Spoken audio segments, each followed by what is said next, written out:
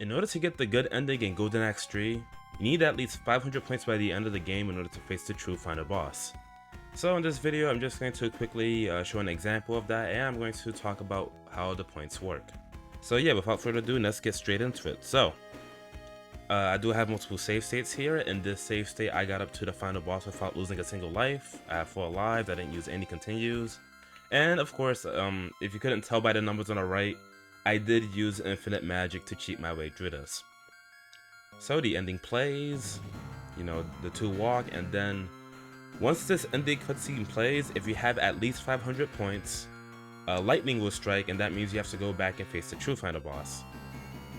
So let's load that same save state, and what I'm going to do is I'm going to defeat the boss again, but this time I'm going to edit my score so that it's actually I'll wait until the screen fades in, because the way the scoring system works is that you start with quote-unquote 0 points in the start of a stage, and you earn points as you defeat more and more enemies, and then like your total amount is added to your total amount of points. I'll go into that in a bit, so don't worry about it. But for now, I just want to show that it is the points that affects the ending, so we're going to wait for the points to be added to my total. I'm gonna pause it right there, and you can see I have 2490, 2490 points. I am going to set this to exactly 499, and just so that I can do this quicker, I'm going to make a save state right here. So let me do that, and if I unpause it, it should give me the bad ending. And yeah, there you go, it really is your points. And again, just to make sure, I'm going to load that exact same save state, set my points to exactly 500. And now I should get the good ending, aka the true final boss. Okay, so now that we've established that it really is based on points in order to get to the true final boss, let's talk about how the points work. So the way the points work in this game is a bit interesting to say the least. So it's based on how many enemies you defeated, the kind of enemies you defeated, and how many lives you lost in that stage. So just to show a small example of the lives part, if I defeat this boss again, which is okay, I might as well just use magic while I do this. I'm going to set my total score to 0, and you can see so far I got 141 points, but that should increase when I defeat this guy. There we go. And it's going to be added to, so I got 823 points because there are some multipliers going on, but I'll get into that in a bit. But so I got 823 points for defeating the final boss, and I haven't lost any lives at all. Now here's a save state for when I defeated the final boss, but in this stage in particular, I lost all of my lives, I lost all of my continues. If I get hit once, the game is over. So again, I'm going to set my score to 0. And you can see that I still ended with 183 for the score I got in the stage. And when it's added to my score, it is instead 48. So the way it kind of works, I'll show a detailed version of this in a bit, but the way it works is that when you lose lives, it actually starts cutting your score in half. Like, you get score penalties on that stage specifically. If you're like losing a life, if you lose more than one life, it just gets lower and lower and lower. So pretty much the reason why I can see, again, people like me, plenty of other people think that it's related to using continues is because losing lives will lower your score for the stage. So you can imagine that you're having a rough run where like you're playing through the game and like you're losing lives here and there, and like each of those stages you're ending with less points because you're losing lives in each of them. Alright, so let me explain how the scoring system works. So you can see there are 3 enemies here. What I'm going to do is I'm going to set their HP to 1 each so that I can do this in a timely manner. And I'm going to actually save it right here.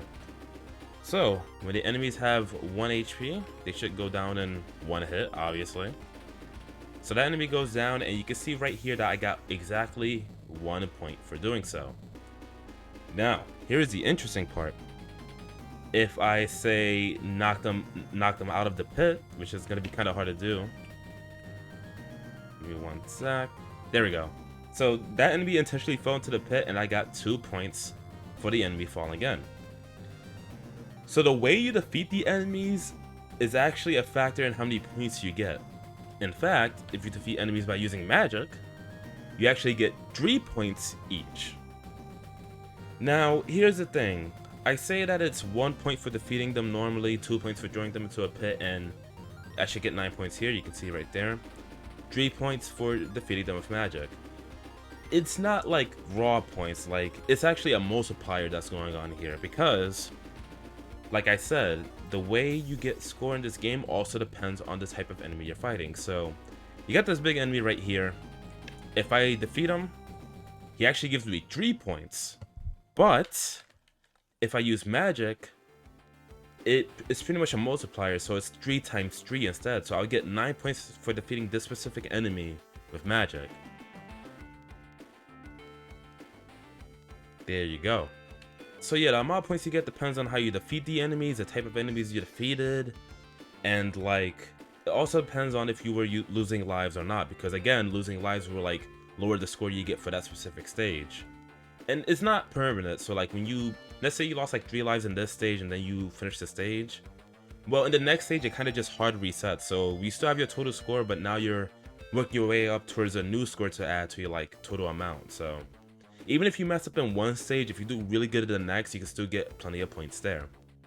So yeah, I was curious to see if like I wasn't the only one that figured this out. I mean, it is Golden Axe 3, I'd love to believe that someone else already knew about this, and yeah, I did some research, and this person right here actually goes in depth on how it works. So, you know, you can see here the amount of points each enemy type is worth, how you get more points for knocking them into a pit or defeating them with magic, and like, you know, losing lives will actually like half your score, like it would just lower it. And yeah, again, I will link this in the description. It goes more into depth than what I said so far.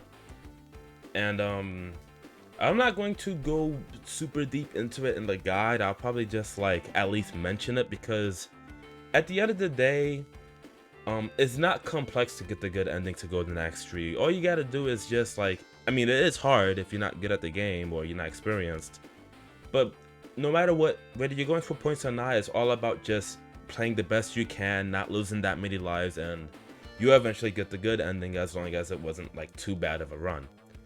So yeah, I hope this video was interesting nonetheless. I was going to include it in the long play, but I felt that it would take up too much of the video, so I decided to make it its own video. And yeah, with that said, I'll see you later.